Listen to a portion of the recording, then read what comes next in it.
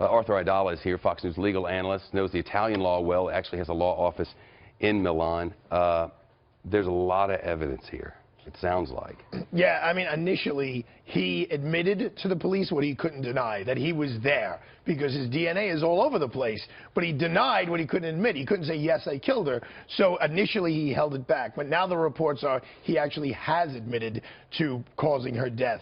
But she fell and hit her head, not that he strangled her. That's how she died. And the marks around her neck is because he was trying to pull her up when she fell and hit her head, and that's what those marks are. It doesn't really ring true.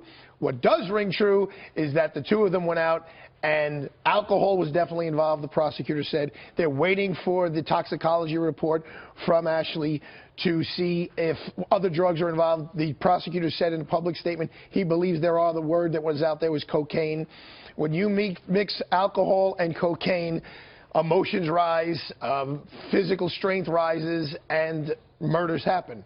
You know, sometimes I hear people, oh, they smoked marijuana, they may have. I've represented thousands of people now. I've never seen a violent act happen on marijuana. On alcohol, you know, I would say 25% of my law practice is fueled by alcohol consumption and people doing stupid things and alcohol. I'm most interested in how this moves forward now, because there's obviously a lot of evidence. He has a story that if that were believed by the court, that wouldn't be murder, would it? If it was believed by the court, that's one out. If he could prove, if he could be credible. We were getting after it. Something bad happened. It was an accident. I had no malice. I wasn't trying to hurt her. So that's his credibility. And in Italy, the judges are much more involved in those decision-making processes than just regular jurors. Well, I asked because it's the same prosecutor from Amanda Knox, and frankly, that was a roller coaster ride, horrible. Yes, but it's in a different venue. Amanda Knox was in Perugia, which is in southern Italy. This is in Florence. And Florence is, you know, so why is it the same prosecutor that far apart? I believe it's the same investigator. I don't know if it's the same prosecutor. They call it that, okay. What is pertinent is in Italy, unlike in America, it is somewhat of a defense, a mitigating defense regarding intoxication.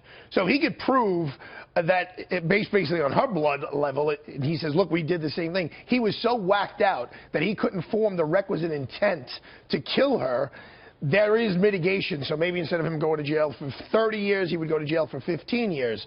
But unlike Amanda Knox, it appears here there's DNA all over the place. Yeah. You have a confession that's straight up. It seems like it's coming down the pipe. There's audio, there's photographs of them going into the place together, her home, with nobody else entering or exiting except him, and you have that whole consciousness of guilt with the phone, moving SIM cards from one phone to the other. So this is a much stronger case than the Amanda Knox case. And let's face it, Chip, they learned a lot of lessons from all the mistakes they made in the Amanda Knox. One would hope.